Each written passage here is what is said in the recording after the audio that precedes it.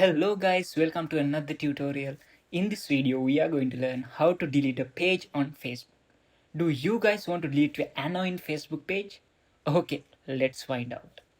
Open your Facebook app and go to your page.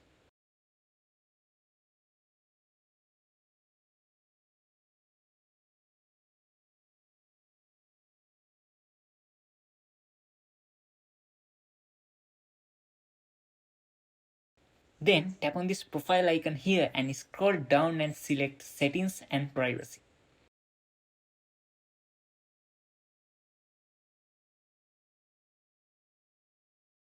Then select Settings. Here select Page Settings. Now scroll down and select Access and Control. Then select Deactivation and Deletion. Select Delete Page option. Tap on Continue.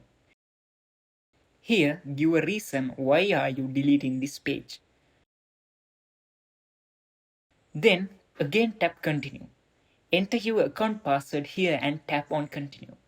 That's how you delete a Facebook page. Hope this video is helpful for you guys. See you in the next one.